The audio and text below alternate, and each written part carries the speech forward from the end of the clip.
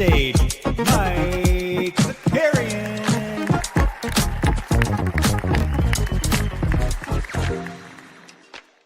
What's going on, everybody? Welcome back to the NBA Bit. And look at us, all a bunch of idiots, huh? The Pacers just giving them the business last night in OKC. That was a fun one. We're going to talk, honestly, probably exclusively about last night's game. We'll get ready for game 2 as well, which is going to be on Sunday. And then we'll get on out of here. We'll enjoy the weekend. We're not going to waste your time today. We're not. Mainly because we got to get the dog, the dog's getting groomed today. Got to get him to the groomers. Need his summer cut. Who do we got in the chat this morning before we get going? We got Boston Base. Let's go. Jimmy Peacock. This is how I want Kings fans celebrating right now. He says, up early for the bid. I wonder if the NBA players still think Hallie is overrated. Happy for him because he's still making Kings management feel like the idiots they are. Good morning to Jimmy Peacock. Stubbs is here. Boston Base in the chat. We got Regulator up here. Aaron, thanks for hanging out. Let's go, man. That was all. Let's just start with seeing the game winner. Let's just see the game winner, and then we'll get into what that game was like there in the fourth quarter, because that was just fun as hell. All right, here we go. This is the Hallie game winner. Let's do it. Here we go. Haliburton. 5 seconds. 4 seconds. Haliburton. All right, just realized this is all of his game winners. So let's get over to OKC first, because that's what I wanted to show you guys. We don't care what he did against the Bucks. Seconds, no fouls to give. Haliburton looking. Haliburton driving. Pulls off. Jump shot. It's good. With 0.3 of a second remaining. Timeout, OKC. Man, there is something just so fun. Like, of course, you hit a game winner at home, everybody loses their mind, right? There's something special about doing it on the road and just seeing everybody get quiet immediately. John Dub says, thanks for the free money last night. Did we hit last night? Did we hit some stuff? I know we were close. A lot of guys hitting 3-pointers were good for us.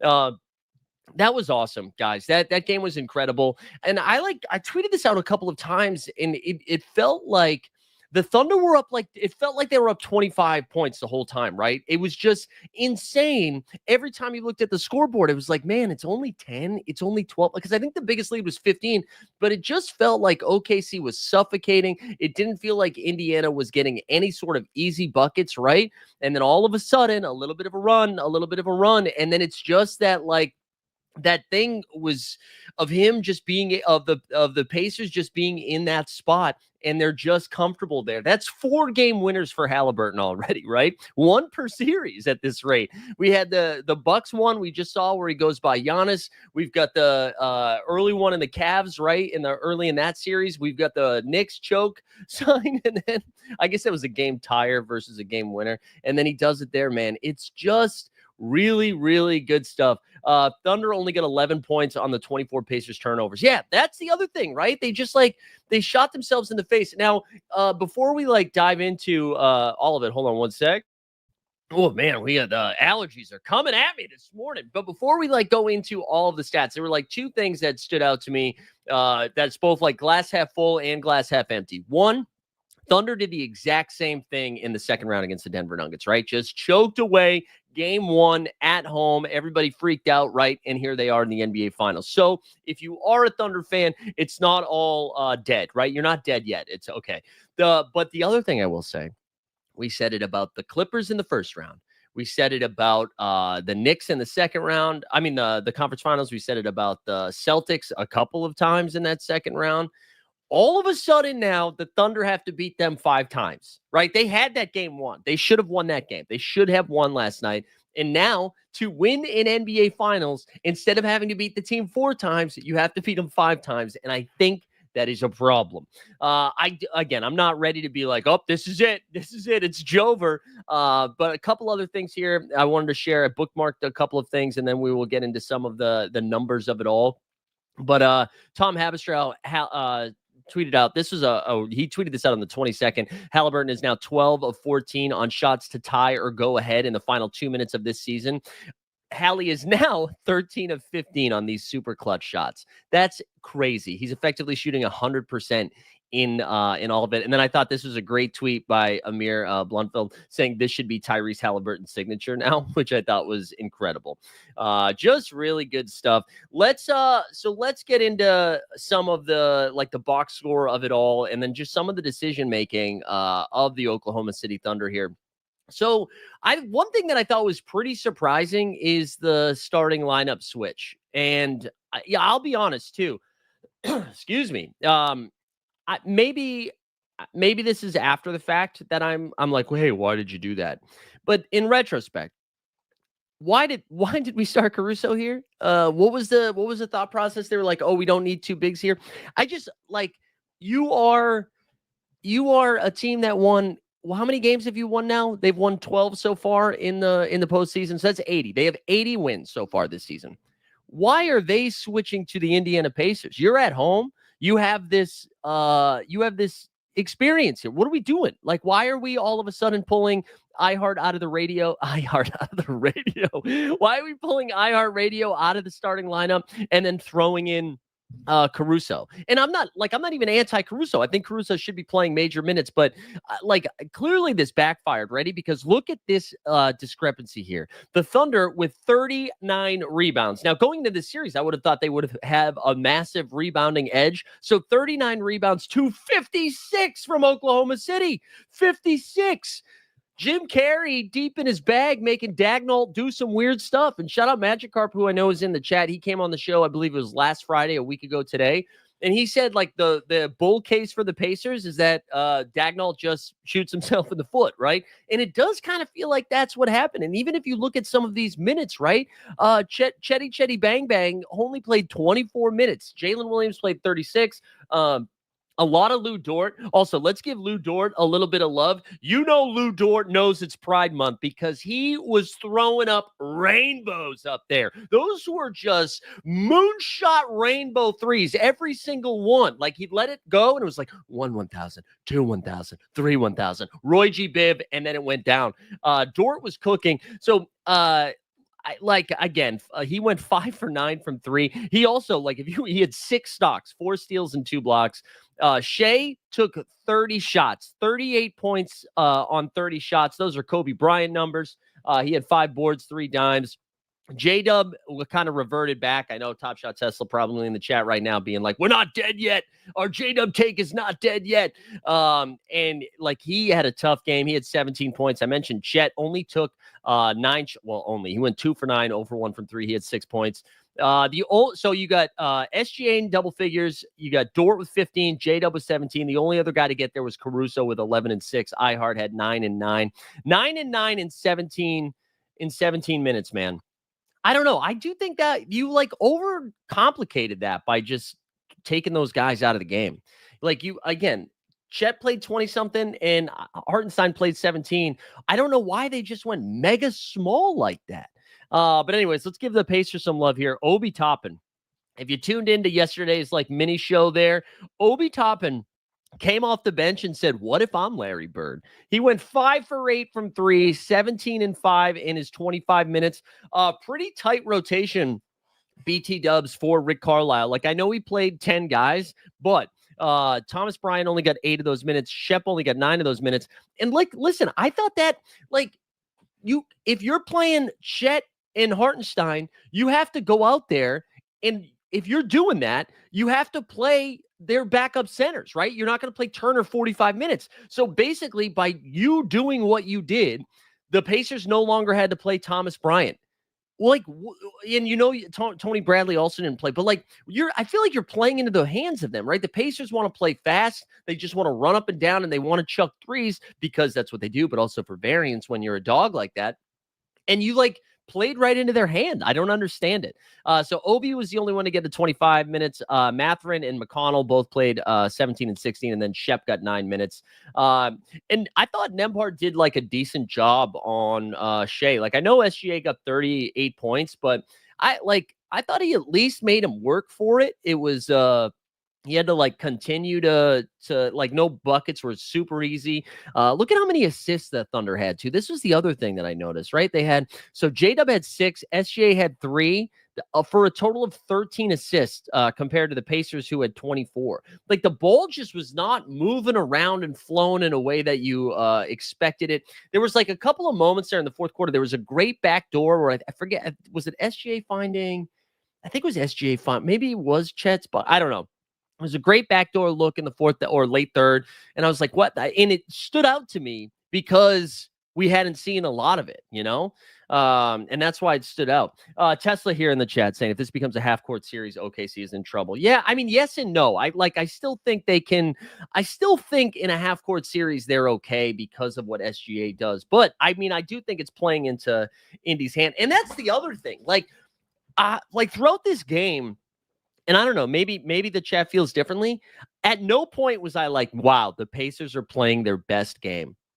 You know, it didn't seem like the Pacers even played that great. They played tough and they were physical and they just hung around. But I wasn't like, wow, Pacers pitched a perfect game. OKC's playing poorly, and that's why this is happening. I honestly thought this was like a B- performance from the Pacers. Like, I didn't even think they were great. I mean, in the fourth quarter, they were great, but they got this win with Haliburton only getting 14. And I know he hit that big mid-range bucket there. Shout out Trey Kirby, who's there trying to get long deuce, right? Long deuce? What did he call it? Double? I forget what he was calling it. But anyways, he finished the game. I love that I shouted him out and then didn't have it ready to go. 14, 10, and 6. I will say, though, only 3 turnovers, which is like good for Hallie, I guess, considering he's getting swarmed like that. I thought the Dort defense was really good. I thought they did a good job defending him. It was just everybody else. It was like, look at this balanced attack, man. Like, Siakam didn't even have a great game, did a good job on the boards. He had 19 and 10. Neesmith with a double-double, 10 and 12. Turner had 15 and 9. Like, all 5 starters in double figures, plus the 17 of Obi Toppin. Just like a good win. And I actually, I wrote something down here last night as the game was happening, because I thought this feels very Russillo-esque, so maybe I should say something that, like, you know, could get aggregated. But I wrote this down on my notes because I thought the Pacers had a shot there for a second. I did. I thought they had a shot, and then Miles Turner. This was like with I think like 3.5 minutes to go, maybe. I don't know if you remember the sequence. Miles Turner misses a wide open 3. They were down 4. It was a great look, a wide open 3. Then SGA goes. Thunder get the board. And then SGA hits this crazy hanging layup. Like, he went up, and then it seemed like he just like paused, almost like it was Space Jam jumping, and like it went slow motion, and then somehow let it go, put it off the glass, got the bucket. Then Hallie, I think he got Chet on him and kind of crossed him up a little bit, hits and then takes a step back 3, misses that. Then they get the board again. SGA goes to the line. That was just such a big swing in momentum and in like physical points, right? Because the Pacers left 6 on the points there, 6 points on the board there, while the Thunder were scoring on the other end. And I thought that was it. I thought they were cooked. I was like, that was their window to steal this game. And then for them to still steal the game after like missing, like, because those moments of momentum, you're kind of like, you have to capitalize on those things, especially as a huge dog. I mean, 9.5-point underdogs on the road. And just like so many white people were upset last night in OKC. Like, you could, and it was a little jarring. It was a little jarring. Like, normally they're wearing those blue shirts, right? And so like it's not like it's not in your face. It was like a solar eclipse. They like panned to the audience, and it was like white. Like, it was just aggressive. It was aggressive. But anyways, just an incredible win by Indy. Regulator in the chat said, thought the refs were consistent. Lots of reach fouls not called on both sides. Yeah, I thought they could let him play pretty physical. There weren't many times where I thought it was bad. Like, I thought the officiating was really good. And it was a great game. Like, that was a lot of fun. Again, as someone who doesn't really have a rooting interest in it and just to enjoy hoops, it was awesome. Like, the early first half, it felt, you could feel the teams like feeling themselves out a little bit. Like, it was a little slow, a little yucky. And then it really got going. That fourth quarter was just spicy as hell. And I mean, like, again, I think if you want to go from the OKC perspective, also shout out Tesla guys. Yeah, keep the super chats coming. Everybody's feeling generous today after a good basketball game. It was just really good basketball. The one person who didn't like it, shout out Justin Catchins from the 89 Cavs, who decided like early in the game that he just hates the Pacers now, which I'm excited to talk to him about in the next 89 Cavs episode. But I don't know when the next 89 Cavs episode is going to be, because J Catch was in his bag, both literally and figuratively. He is going to game 3. He got tickets to game 3, or he's doing a flip. I don't know if he's buying and selling, but he got tickets to game 3. But this game is it was just fun. It was just cinema. It was great. We really are seeing something special from Haliburton. And I don't know if I like it more or if it just feels more improbable because his game is so herky-jerky. Like even the shot, like that pull-up, I mean, it looked like a high school kid who didn't play AAU. Like the way that jump shot goes up, like it's yucky. But it just goes in. And for him to be this efficient and effective in like the high pressure situations, I mean, this is like what fans always want. So it's funny that there's been this resistance to liking Haliburton. And maybe it's because his voice changes mid-interviews. I don't know if people saw that last night. But that's what we always say. Like, can you do it when it matters? And Haliburton has shown in this postseason that he can do it by running by Giannis for a layup, that by hitting an insane step-back 3, and then by hitting a mid-range. He's doing it in every single facet of the game, while also, like, again, just like pressure cooker situations. And it's just wild stuff from him and the Pacers. And this team just keeps winning. And like credit Carlisle, credit everybody. Everybody, we talked about this with the Timberwolves a little bit, but this is to a much higher extent that just like every player knows what their role is on this Pacers team and can step up at any given time. And like everybody's important. And it seems like they're all rowing in the same direction. And it's an incredible coaching job. It's an incredible performance. And I think for OKC, like there's a world in which OKC rips 4 straight, right? Like that. I don't think that would be the most surprising thing ever. I still think they should be favored to win the title. They still, they win. If they win tomorrow and then win one in Indy, all of a sudden home court advantage is right there again. So I don't think they need to freak out. I also like, again, as we look at the box score one more time, I don't think we'll see J-Dub play that poorly again. And again, I mentioned this at the top, but the experience of doing this already, everybody likes to pop a couple Blue Chew and get rock hard to talk about playoff experience. And like the Thunder now have it, and they've done it this postseason. They've already done this. They've already blown a game at home against the best player in the world, and then came back and won. We've seen J-Dub throw J-Duds out there. Nice, dude. Trademark TM. Let's put it on some merch. We've saw throw duds out there and then bounce back and hit like incredible tough shots with the game in the balance. He did it against Denver. He did it against Minnesota. He's been great. So like, I'm not too worried about it. One thing that I do find fascinating, does Dagnall like completely flip it? Right? Like, does he accept the L right away and then take Caruso back out of the starting lineup? Or do you think they stay with it? I don't know if I didn't listen to any of his post-game press conferences, so I don't know if he mentioned this afterwards or not. But do you think he goes back to it? All right. Tesla said the through line between light-skinned players being labeled corny is not new. Okay. All right. There you go. You know what I would push back on? I wouldn't push back. Excuse me. They feel this way about Shai Gilgeous-Alexander too. So I don't know. Maybe they just think everybody's corny.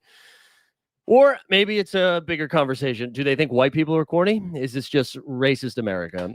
Coming up next on, I don't know. I can't think of a show. Let's do a mental health check just because, we veered in. We veered in.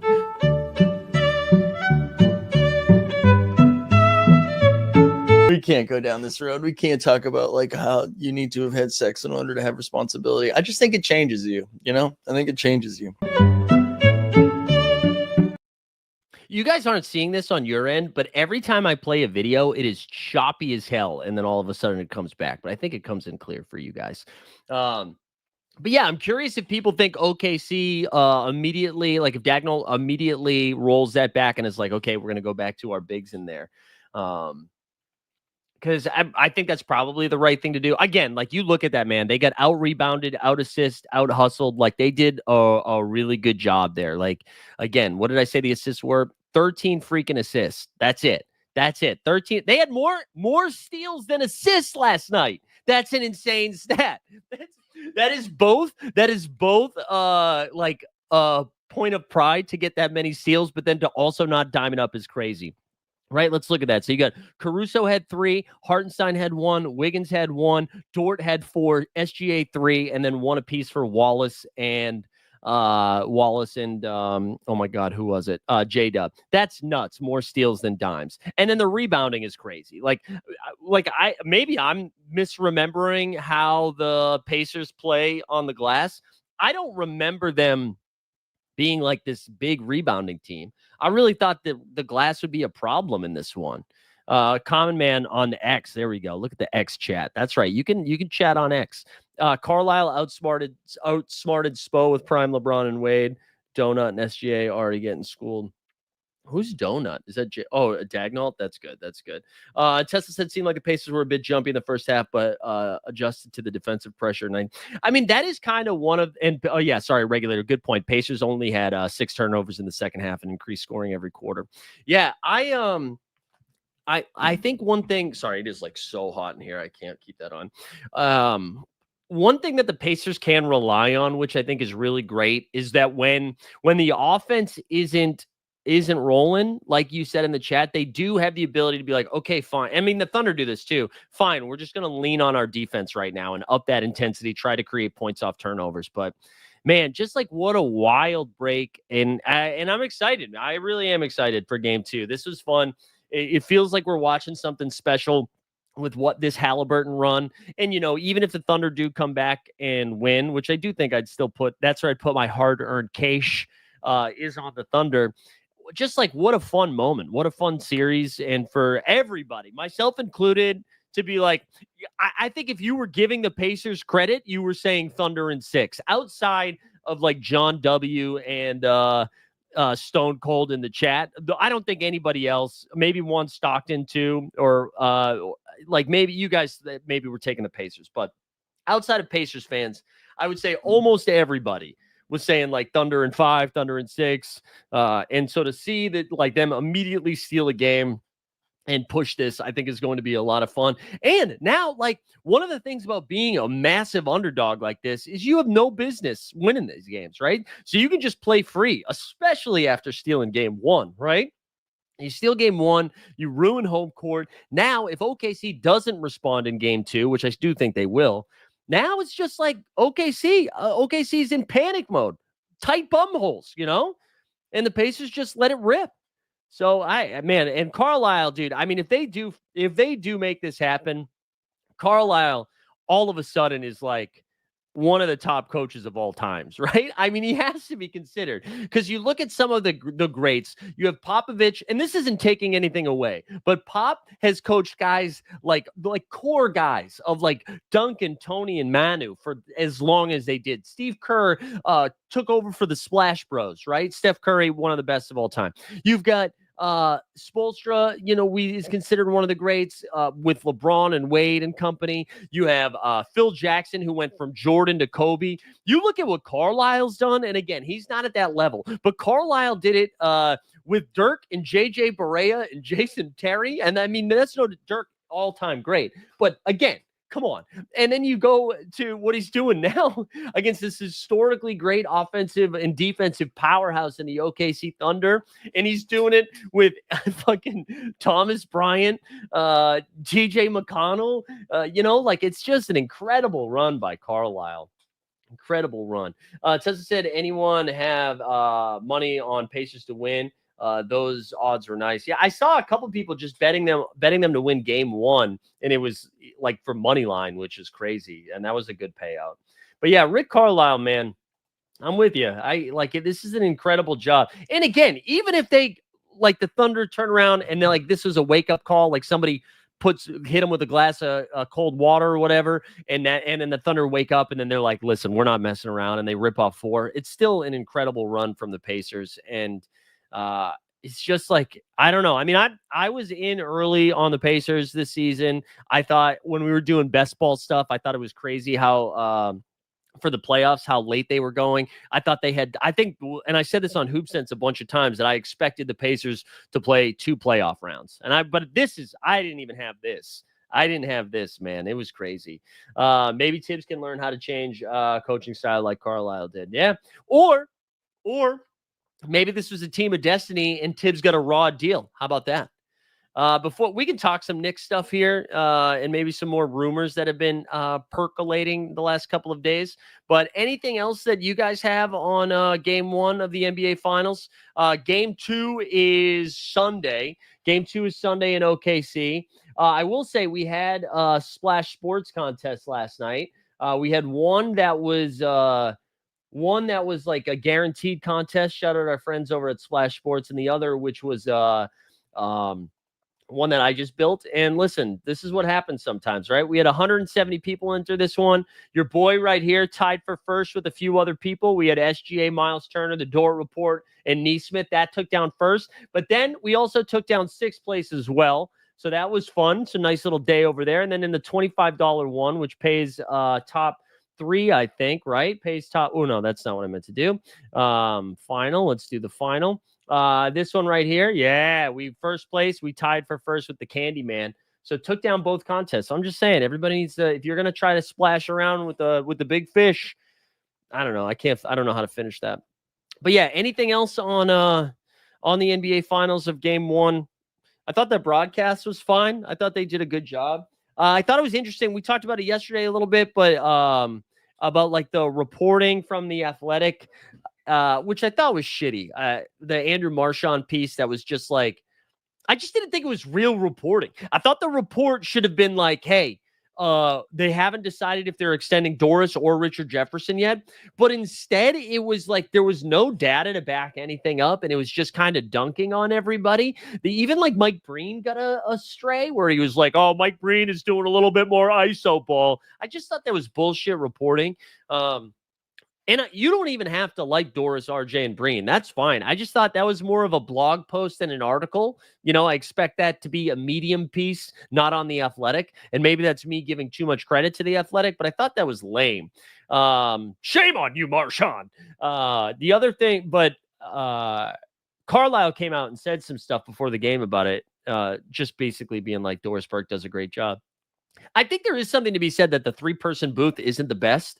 And that I think Doris, I like Doris, but the 3-person, the vibe's not like awesome in there. I thought that was like fine to talk about. I just didn't like the way the reporting was done. But anyways, yeah, Carlisle mentioned that before the game. Let's if you guys don't have anything else, we can do some more rumor stuff. It seems to be a lot of Knicks stuff is coming out. I don't know, like a lot of Knicks now, they told us type pieces.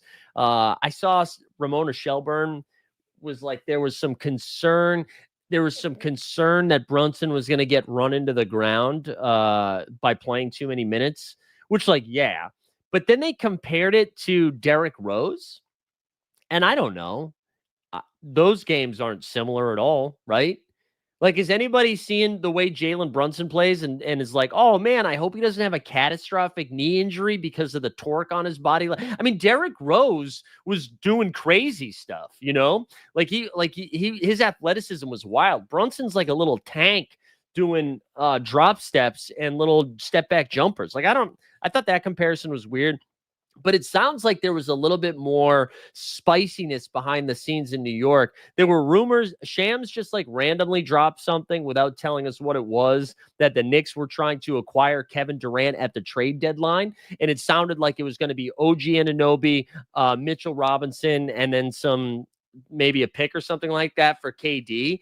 And I think that was that conversation that was right around the time too, where I feel like Josh Hart was saying stuff like people need to check their egos. And it does sound like that it was OG Anunoby was the guy that they were talking about. But now there's the KD rumors are heating up as well with New York. But now it sounds like it's Karl Anthony Towns. So anyways, that they've dunked on Brunson playing too much. This is since the season has ended. Everybody yelling at Cat because he doesn't play defense. Brunson playing too many minutes. Mikal Bridges was not happy with how many minutes he was playing. That KD, they almost traded for him at the trade deadline. And that and Tibbs getting fired, right? All of that has happened the second they left. So maybe it makes a little bit more sense that Tibbs was fired. But man, I wouldn't want to come into this situation. Yes, New York is going to pay you a ton if you do a good job in New York. Ben Stiller is going to tweet about you nonstop, and there's something of value for that. Probably, maybe you could get you can watch them film Severance or something. Of course, if you're offered this job, you're going to take this job, of course. But man, this sounds like a tough job right now, because if you don't come out and win 50 plus games and are a top 2 seed in the Eastern Conference, 3 seed the worst, then it's going to be looked at as a failure. So if you are, what's his name, Johnny Bryant from the Cavs, former Knick guy, or even Malone or I don't know, man, it is a tough job that I would not. I mean, I would want it because I would want $10 to $15 million a year. So I would want it, but not an easy task. And I don't know what the Knicks do. It seems like their roster is going to look different next season. And I think you're already all in right now for how many picks you traded for Mikal Bridges to then go get Kevin Durant. I mean, it needs to happen this year or next year, And I just think I wouldn't do that. I wouldn't do that. A lot of Elon. All right, we got to do another mental health check because just for Elon.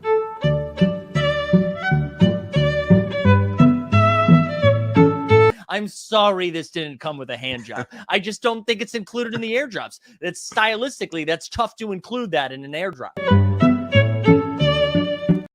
Totally forgot about this, regulator, that Tommy Bryant asked for a release from the Heat to play for the Pacers. He knew, buddy. Oh man. But yeah, I don't know what the Knicks do. The other thing that was floated around, Chris Mannix from SI Sports Illustrated was saying that he thinks the price tag might be too expensive for Giannis Antetokounmpo for the San Antonio Spurs. So maybe they look at Jaylen Brown instead, because you probably don't have to include Castle in a JB deal, and that it would be like Vassell. I was putting the deal together, but like Vassell and Harrison Barnes, or Vassell and Keldon Johnson, plus I don't know, the number 2 pick and another first-round pick, something like that. I still don't think it's going to happen. I think the Celtics, my guess is Jaylen Brown. There's 2 ways Jaylen Brown gets dealt this offseason. One is if somebody just bulls them over with a Godfather offer. Here you go. Here are all of the crazy things you can have. The second is Chisholm, the new owner for the Celtics, is I am not spending this money. That's the only 2 ways JB gets moved. I don't think the Celtics are going to force it at all. There's other creative ways they can get to, or they can cut salary. I think it'd be a little silly to do that for JB right now, to just pull the ripcord on it. I think the Celtics like Jaylen Brown. Jaylen Brown's playing in Boston. Him and Tatum are brothers. I don't know. I don't think they're doing it. OG, what did Tesla said? OG has been complaining about wanting a bigger role for years, though. Yeah, I don't know. Yeah, and I agree with this. Is the Knicks job one of the most pressure cooker roles in all of sports? Almost feels like you can't win. Yeah, I think it is. It's tough, man. It is a tough role. But anyways, yeah, I don't think JB gets moved. I think San Antonio probably doesn't hit fast forward that aggressively, would be my guess. I think they have some flexibility. There's no reason for them to just really go all in right now. Although if Wemby is truly 7'7" now, or whatever the hell they're saying, that he grew again, that's nuts. That's nuts. That's like a plot for a movie where a dude just keeps growing. It's like Benjamin Button, but just in Stretch Armstrong. But yeah, that was all I had today. I don't know if you guys have if there's any other drama that I missed in the NBA, but we are a couple of weeks out. Oh, you know what I can say? Your boy's going to be at the NBA draft this year. We're going to be at the NBA draft, which is June 25th. And we got a press pass, baby. So we're going to be asking some freaking questions out there. Okay. So if you got some questions, throw them my way, and we'll get ready. But we are going to be at the Barclays Center. I have already said on this platform before that I would never go to the NBA draft again. However, give me a media credential and I'll be there. What I won't do is sit up in the 250s and and just look at my phone as people as Shams tweets out 10 minutes beforehand who gets picked. But we will be doing that. So I'm really excited for that.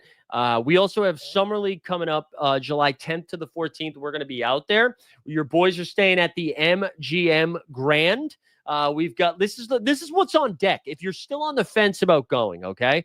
Friday, I'm getting Thursday night. I'm a little meet and greet. It sounds stupid. We'll have a little hang Thursday night for those that are coming in on Thursday. We'll get some brouhahas. Friday, we're going to be doing, we're going to be going to the games on Friday. I'm going to try to, for those who want to go to the No Dunks live show, excuse me, as I bit my lip. Saturday, early on Saturday, we're going to head over to we're going to cabana at the MGM Grand for some pool.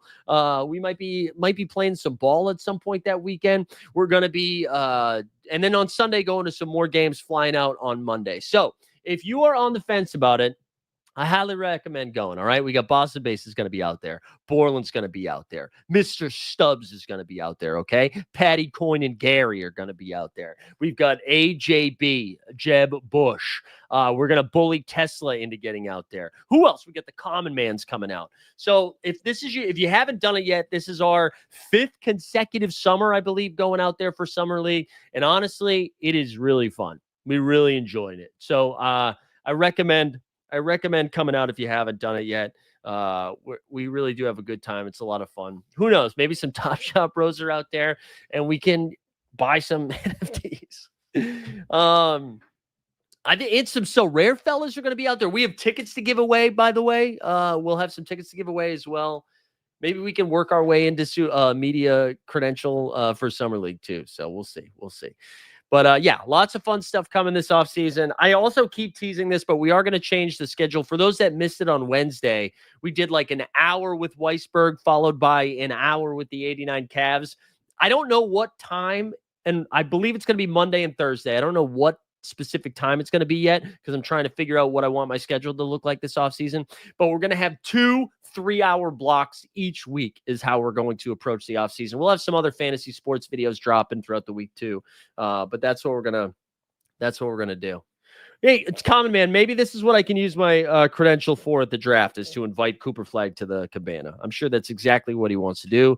Hang out with some 5'7" dorks. But all right, thank you, Boston Base. Listen, a lot of super chats today. We love to see it.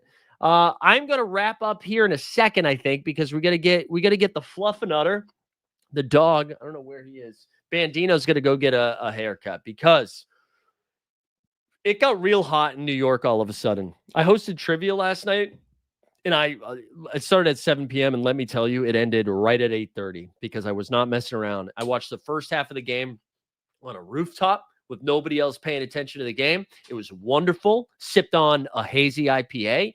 And then I came home for the second half. It was great. Timed it perfectly. But it was really hot in New York right now. And that guy, he's like a sheepdog right now. So he's going to get a little buzz. We do have Hoop Sense. We got a new episode on the Count the Dings YouTube channel dropping at 10:30. And then also for you Celtics Daily folk, if you like the Celtics, our Celtics Daily YouTube channel, we got a new video dropping at 10 a.m. Eastern. So all of the content today, gonna be fun. Wait, Tesla, hold on. Thank you for the super chat. Are you really coming? Are you actually going to Vegas now? Is that official? I can't tell. I get lost in the sauce. Can't tell if people are doing bits or not. Are you going to be out there? Also, with this high def cam, I just noticed we got a little fuzz here on the eyebrow. Well, I need confirmation. Is Tesla going to be out there? I can't tell what's happening. I don't know. You're telling us you're tall and handsome. Fair warning. That makes me think you're going to be out there for the first time. We're going to get a Tesla reveal. Is it happening? We should maybe get some NBA bit hats to give out too. Oh, let's go. Let's go. Tesla's going to be out there. This is going to be great. Let's go. All right. Everybody pick it up. I'm in a great mood, guys. I'm in a great mood. That game last night was awesome. My wife was trying to go to bed, and I was just like screaming in the living room. The dog kept thinking something was happening. He came running out. It was great. I was tweeting. I was texting. I was in group chats. I was just having a nice time. And now it's Friday. All right. It's the summer Friday. Get your SORARE lineups in early, BT Dubs. We get a lock at 1 o'clock for MLB if you're doing that. We had a good day on the Underdog app playing baseball. All things coming up Zakarian, all right? Game 2 on Sunday. Go over to Playback. Weisberg will be over there. Actually, I'll probably be there on Sunday. I'll be there on Sunday. And then we'll have some more content for you at the beginning of next week. Let's go, baby. It's the NBA Finals. As Zach Lowe said, this is why we watch, because we get to go to the NBA Finals. And then in game freaking 1, a 9.5-point dog goes into Oklahoma City and just quiets all those white people with a little Hallie Mitty. Whew! We love it. All right. Have a good weekend, y'all. We'll see you at 10:30 for a little Hoop Sense. We out.